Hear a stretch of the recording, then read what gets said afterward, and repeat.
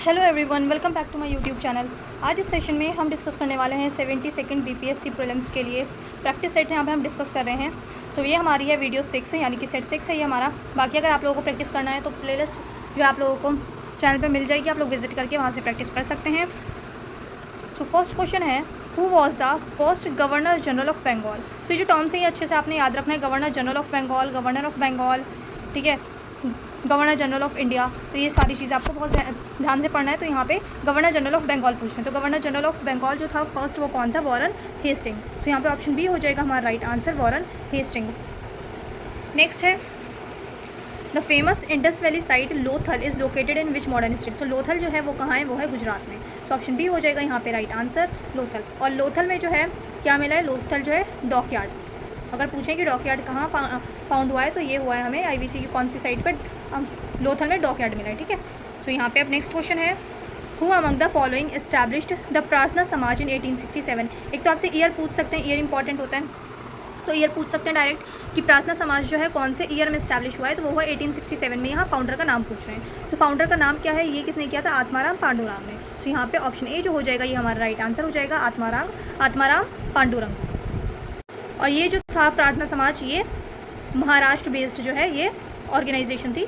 तो यहाँ पे ए हो जाएगा हमारा right answer, Atmaram Pandurang. The cabinet mission arrived in India in which year. So cabinet mission जो ये जितनी भी टाइम लाइन है स्पेशली 1940 के बाद, मॉडर्न हिस्ट्री तो बहुत इंपॉर्टेंट हो जाती है, यहाँ से बहुत ज़्यादा क्वेश्चन पूछे जाते हैं। सो 1942 1947 वाला जो पूरा टाइम लाइन है ये बहुत इंपॉर्टेंट है, यहाँ से बहुत क्वेश्चन बनते हैं। सो कैबिनेट मिशन की अगर हम बात करें तो कैबिनेट मिशन जो है ये कब आया था? यह आया था 1946 में, ठीक है, 1946 में। अच्छा, इस कैबिनेट मिशन में 3 मेंबर्स थे, ठीक है। इन मेंबर्स का नाम इंपॉर्टेंट है, 3 मेंबर्स थे। कौन कौन? Pethick Lawrence, Stafford Cripps and A V Alexander, ठीक है। तो इन तीनों का नाम आपको अच्छे से याद होना चाहिए। क्या नाम है? Pethick Lawrence, Stafford Cripps and A V Alexander.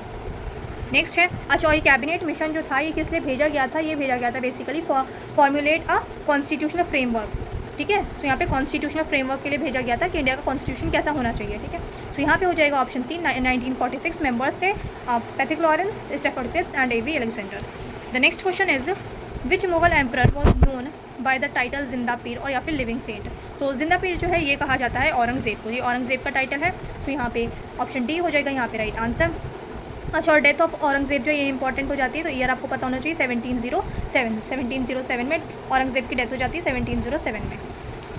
Next है, the famous resolution on non cooperation was passed eight which special Congress session in 1920। सो 1920 में कांग्रेस का कौन सा सेशन हुआ था? यहाँ पे स्पेशल सेशन की बात हो रही है। So the right answer is, so ये हुआ था कैलकाटा सेशन। अच्छा, और इस कैलकाटा सेशन को जो ये स्पेशल कांग्रेस सेशन जो था कैलकाटा वाला, इसको प्रिजाइड किसने किया था? ठीक है, तो प्रेसिडेंट जो है वो इंपॉर्टेंट हो जाते हैं। तो इसको प्रिजाइड किया था लाला लाजपत राय ने, लाला लाजपत राय, ठीक है। सो प्रेसिडेंट थे Lala Lajpat Rai, 1920 Calcutta session of INC। The next question is, who was the author of the famous ancient book Mudrarakshasa. So Mudrarakshasa जो है ये बुक किसने लिखी है? ये लिखी है विशाखा दत्ता ने। सो ऑप्शन बी हो जाएगा यहाँ पे राइट आंसर। ये मैंने आपको पहले भी याद करवाया था जब हम एंशिएंट हिस्ट्री पढ़ रहे थे। इसको आपने याद कैसे करना है? मड वीज़ा, ठीक है, मड वीज़ा ये वर्ड याद कर लीजिए। आप जब ऑप्शन देखेंगे तो एलिमिनेट बहुत आसानी से कर सकते हैं, ठीक है। अगर आपको पूरा नाम याद नहीं भी याद आ रहा है तब भी आप लोग एलिमिनेशन के थ्रू कर सकते हैं। सो मड वीज़ा, क्या याद रखना है आपको? Mud visa. सो मड क्या है? मुद्राक्षसा एंड वीज़ा विशाखा दत्ता, ठीक है, मड वीज़ा करके आप लोग याद कर सकते हैं।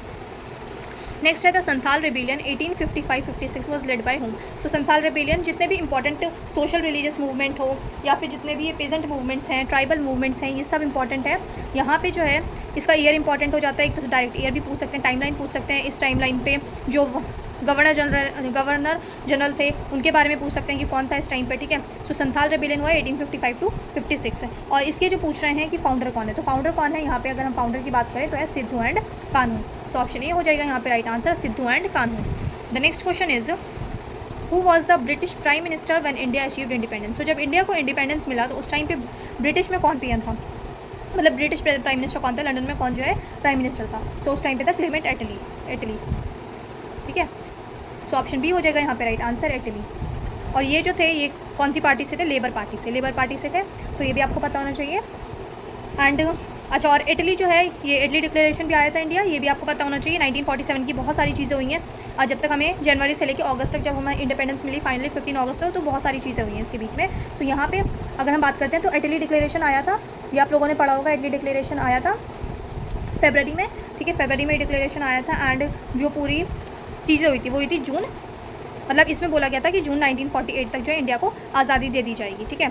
सो यहाँ पे इससे पहले ही मिल गई थी हमें, क्योंकि इंग्लैंड के जो है हालात बहुत ज़्यादा ख़राब थे। अब नेक्स्ट है, at which session did the split in the Indian National Congress Surat split take place. तो सूरत स्प्लिट, ये आप सबको पता है, बहुत बेसिक क्वेश्चन है। सूरत स्प्लिट कब हुआ था? सूरत स्प्लिट हुआ था 1907 के सेशन में। सो ऑप्शन सी हो जाएगा यहाँ पे राइट आंसर, 1907 के सेशन में हुआ था। अच्छा, और ये जो है इस वक्त इस सेशन के जो है प्रेसिडेंट कौन थे? इस सेशन के प्रेसिडेंट थे रास बिहारी घोष। रास बिहारी घोष जो थे ये प्रेसिडेंट थे 1907 वाले सेशन के।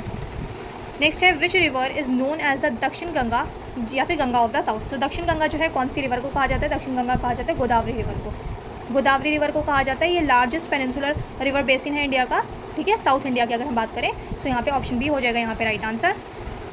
नेक्स्ट है, the equator does not pass through which of the following continents. So PCS की जहाँ हम बात करते हैं तो यहाँ पे फैक्चुअल क्वेश्चंस बहुत ज़्यादा आते हैं। जैसे अब ट्रॉपिक ऑफ कैंसर से कितने स्टेट्स से पास होती है, ठीक है, इंडिया में भी, और वर्ल्ड में कितनी कंट्री से पास हो रही है। ट्रॉपिक ऑफ कैप्रिकॉर्न कितने से पास हो रही है, इक्वेटर कितने से पास हो रही है, एंड जो ये प्राइम मेरिडियन है ये कितनी जो है कंट्री को पास कर रही है। तो ये सारी चीज़ें आपको बहुत अच्छे से पता होनी चाहिए। यहाँ पूछ रहे हैं कि इक्वेटर कौन से कंट्री को पास नहीं करती, नहीं कट करके जाती है, नॉट पास, ठीक है। सो यहाँ पे अगर हम बात करते हैं यूरोप जो हो जाएगा यहाँ पे राइट आंसर हो जाएगा, बिकॉज एशिया से भी पास होता है, अफ्रीका से भी पास होता है, एंड साउथ अमेरिका से भी पास होता है। बस डी जो है ऑप्शन डी, ये बहुत नॉर्थ में आता है, ठीक है, नदर्न हेमिस्फीयर में भी बहुत नदर्न साइड पे है यूरोप। दैट्स वाई यहाँ पे जो हो जाएगा हमारा राइट आंसर हो जाएगा ऑप्शन डी, यूरोप से जो है ये इक्वेटर पास नहीं होता है, ठीक है। नेक्स्ट है, in which state is the Kaziranga national park located. So Kaziranga national park कौन से स्टेट में है? काजीरंगा नेशनल पार्क है असम में। सो ऑप्शन ए हो जाएगा यहाँ पे right answer, Assam. The next question is, और ये काजीरंगा नेशनल पार्क जो है ये वन हॉर्न्ड राइनोसेरॉस के लिए बहुत ज़्यादा फेमस है, वन हॉर्न्ड राइनो के लिए। Which layer of the atmosphere contains the ozone layer. So ozone layer की अगर हम बात करें तो ओजोन लेयर जो है ये अल्ट्रावायलेट रेज से हमें प्रोटेक्ट करती है। एंड ये ओजोन लेयर कौन से एटमॉस्फेरिक लेयर में है? तो ये है स्ट्रेटोस्फेयर में। सो ऑप्शन बी हो जाएगा यहाँ पे right answer, stratosphere. The next question is, the black soil of India is highly suitable for the cultivation of which crop. So black soil की अगर हम बात करें तो ब्लैक सॉइल जो है कौन सी क्रॉप को ग्रो करने के लिए बहुत ज़्यादा सूटेबल है? सो यहाँ पे ब्लैक सॉइल में जो है कॉटन बहुत अच्छी जो है ग्रो होती है। सो यहाँ पे ऑप्शन सी जो हो जाएगा ये राइट आंसर हो जाएगा। इसे जो है ब्लैक सॉइल को रीगर सॉइल भी कहा जाता है, रीगर सॉइल कहा जाता है। क्ले टाइप की जो है ये मिट्टी होती है, एंड मॉइस्चर जो है बहुत ज़्यादा होता है इसमें, ठीक है, मॉइस्चर रिटेंशन प्रॉपर्टीज़ अच्छी होती है इसकी, जिस वजह से जिसमें कॉटन जो है बहुत अच्छे से ग्रो होता है। सो यहाँ पे ऑप्शन सी हो जाएगा राइट आंसर। नेक्स्ट है, which island group of India is of coral origin. So coral island जो है अगर हम बात करें तो लक्षद्वीप जो है वो कोरल आइलैंड है। ऑप्शन बी हो जाएगा हमारा राइट आंसर, लक्षद्वीप। नेक्स्ट है, the Suez canal connects which two water bodies. So Suez canal कौन सी दो वाटर बॉडी को कनेक्ट करता है? तो स्विस कैनाल रेड सी को एंड मेडिटेरेनियन सी को कनेक्ट करता है। सो यहाँ पे ऑप्शन ए हो जाएगा हमारा right answer. And Swiss canal की अगर हम बात करें तो ये ओपन कब हुआ था? ये ओपन हुआ था 1869 में, 1869 में ये ओपन हुआ था। नेक्स्ट है, what is the highest mountain peak in the peninsular Plato of India. तो यहाँ पे पेनिनसुलर इंडिया की बात करें कि हाईएस्ट पीक कौन सी है, तो हाईएस्ट पीक है अनामुडी हाईएस्ट पीक है। और ये कहाँ है? केरला के वेस्टर्न घाट्स में है, केरला वेस्टर्न घाट्स में है, ये वेस्टर्न घाट्स में अनामुडी हिल्स। नेक्स्ट है, अच्छा, ये इसका ऑल्टीट्यूड भी पूछ सकते हैं। सो अनामुडी हिल्स की अगर हम ऑल्टीट्यूड की बात करें तो ये है 2695 मीटर जो है ये हाईएस्ट ऑल्टीट्यूड पे है, इतने ऑल्टीट्यूड पे है। हाईएस्ट पीक है साउथ में, ठीक है, अनामुडी हिल्स वेस्टर्न घाट्स का पार्ट है। नेक्स्ट है, the dynamic boundary line Radcliffe exist between India and which nation. So अगर हम बाउंड्री लाइन की बात करें, रेड क्लिफ जो है ये इंडिया एंड पाकिस्तान के बीच में है, ठीक है। सो इंडिया एंड पाकिस्तान के बीच में। सो ऑप्शन बी हो जाएगा यहाँ पे right answer, India and Pakistan के बीच की जो बॉर्डर है उसे रेड क्लिफ लाइन कहते हैं। नेक्स्ट है, which planet is closest to the sun in our solar system. So सबसे ज़्यादा जो है सन के करीब कौन सा प्लैनेट है? तो सन के करीब जो है सबसे करीब जो है मरकरी है। बट ये जो है ये हॉटेस्ट प्लैनेट नहीं है, ये भी आपको पता होना चाहिए। सन के सबसे करीब तो है बट ये हॉटेस्ट प्लैनेट नहीं है, ये भी आपको पता होना चाहिए। सो ऑप्शन सी जो हो जाएगा यहाँ पे राइट आंसर हो जाएगा मरकरी। अच्छा, और ये जो है अगर मरकरी की बात करते हैं तो ये कितने दिन में पूरा एक रिवॉल्यूशन जो है सन के अराउंड कंप्लीट कर लेता है? ये कर लेता है 88 डेज़ में, 88 डेज़ में। जैसे जो हमारा अर्थ है वो 365 डेज़ में कंप्लीट करता है पूरा रिवॉल्यूशन अपना सन के अराउंड, वैसे ही मरकरी जो है अपना 88 डेज़ में एक रिवॉल्यूशन कंप्लीट कर लेता है। नेक्स्ट है which article of the constitution deals with the abolition of untouchability. So abolition of untouchability bare act मैं आपको बार बार कह रही हूँ, बहुत इंपॉर्टेंट है, हर एग्जाम के लिए इंपॉर्टेंट है। कोई भी कॉम्पिटेटिव एग्जाम, स्पेशल पीसीएस अगर आप देने जा रहे हैं, यूपीएससी देने जा रहे हैं, तो वहाँ पे बेयर एक्ट बहुत इंपॉर्टेंट है। यहाँ पे एबॉलिशन ऑफ अनटचेबिलिटी, काफ़ी सारे जो पॉलिटी के क्वेश्चन है वो डायरेक्ट बेयर एक्ट से आपके सॉल्व हो सकते हैं। सो यहाँ पे एबॉलिशन ऑफ अनटचेबिलिटी जो है ये किसके अंडर आता है? ये आता है आर्टिकल 17 में। सो यहाँ पे ऑप्शन सी हो जाएगा हमारा right answer, article 17। The next question is the idea of concurrent list in the Indian constitution is borrowed from. So जो कॉन्करेंट लिस्ट का जो कॉन्सेप्ट है ये हमने कहाँ से लिया है? ये हमने लिया है ऑस्ट्रेलिया से। कहाँ से बोरो किया? ये हमने ऑस्ट्रेलियन कॉन्स्टिट्यूशन से बोरो किया है। नेक्स्ट है what is the tenure of a member of the Rajya Sabha. Rajya Sabha के मेंबर्स की अगर हम बात करें तो उनका कितना टेन्योर होता है? तो 6 ईयर्स। ठीक है, ऑप्शन बी हो जाएगा यहाँ पे राइट आंसर, 6 ईयर्स। और 1/3 मेंबर्स जो हैं हर 2 साल पे, 1/3 मेंबर जो हैं हर 2 साल पे ये मतलब चेंज होते रहते हैं। Who determines weather a bills is a money bill और नॉट। सो ये पावर किसकी होती है कि कोई बिल मनी बिल है या नहीं है, ये कौन बताता है? ये पावर होती है स्पीकर की। सो speaker of the Lok Sabha, option C हो जाएगा यहाँ पे right answer, speaker of the Lok Sabha. The next question is the 74th constitutional amendment act is related to which of the following. तो 74th अमेंडमेंट एक्ट कब हुआ था? 1992 में। ठीक है, 1992 में हुआ था और ये किसके लिए था? ये था म्यूनसिपैलिटीज़ के लिए, अर्बन लोकल बॉडीज़। ठीक है, ऑप्शन बी हो जाएगा यहाँ पे राइट आंसर। अगर हम पंचायत की बात करें तो पंचायत के लिए था 73rd constitutional amendment act 1992। The next question is who is the administrative head of the union council of ministers. तो एडमिनिस्ट्रेटिव हेड कौन होता है? यहाँ पे एडमिनिस्ट्रेटिव हेड पूछ रहे हैं यूनियन काउंसिल ऑफ मिनिस्टर्स के, तो ये होते हैं prime minister of India under article 74। तो यहाँ पे prime minister of India is the right answer.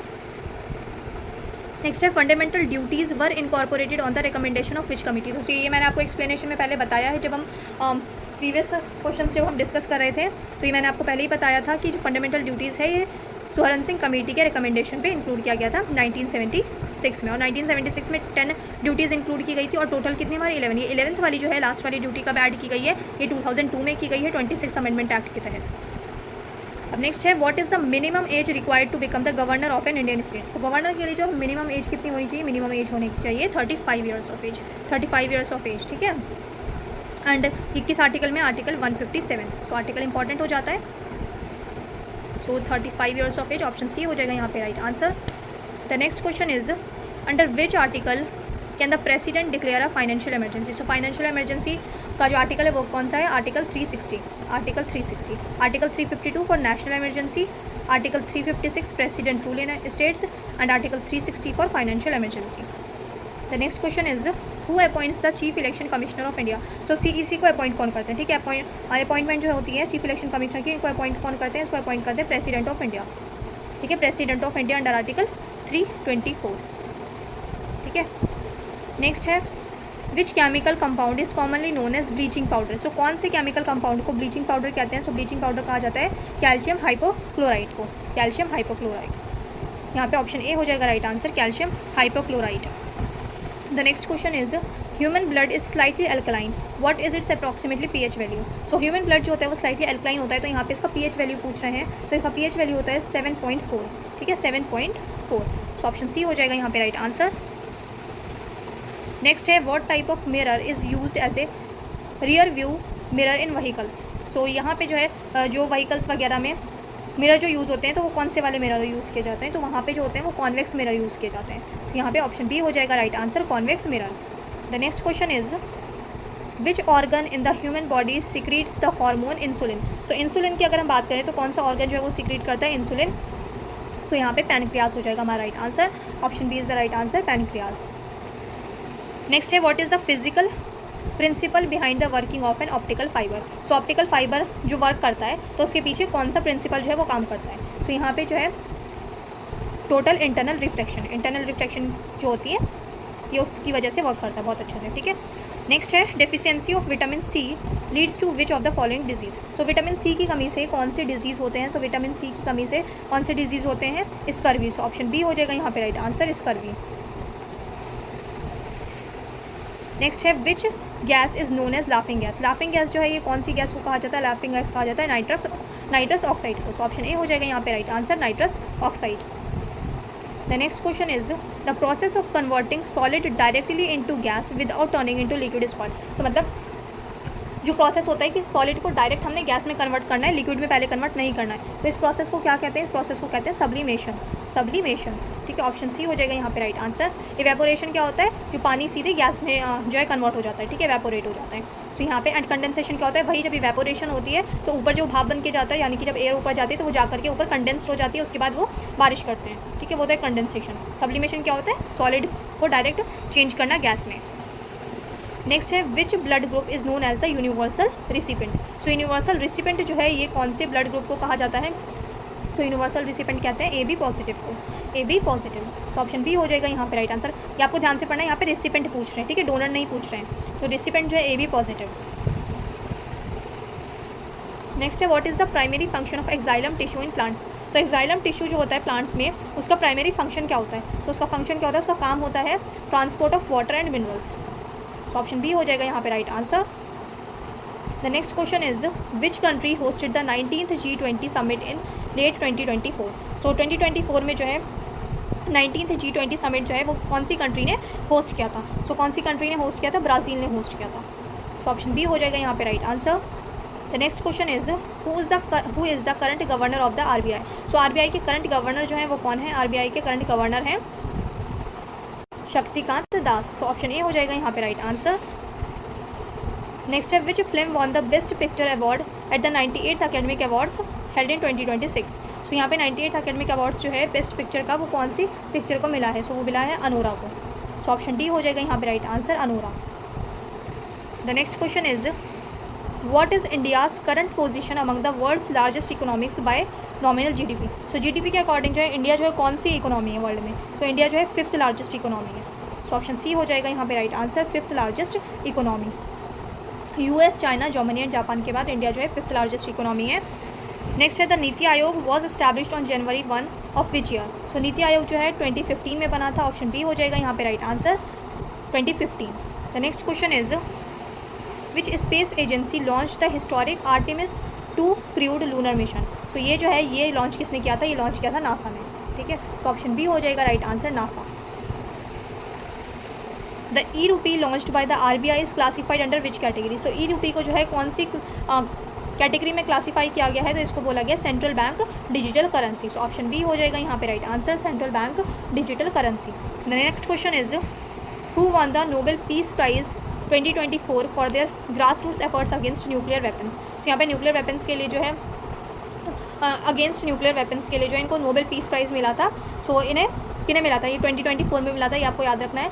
So Nobel peace prize किसको मिला था? ये मिला था निहोन हिदनक्यो, ठीक है। सो ये 2024 का, आपको 2025 का ही पता होना चाहिए। 2025 में जो है किसको मिला है? ये मिला है मारिया नाम इनका, एंड ये कहाँ से? ये है वेनेजुएला से, ठीक है, वेनेजुएला से। सो ये पूछ सकते हैं क्योंकि वेनेजुएला में अभी आपको पता है जो करंट अफेयर्स में इतनी सारी चीज़ें हुई हैं तो वेनेजुएला इंपॉर्टेंट हो जाता है। सो यहाँ पे मारिया इनका नाम है, ये है वेनेजुएला से, और इन्हें 2025 में नोबेल पीस प्राइज़ मिला है।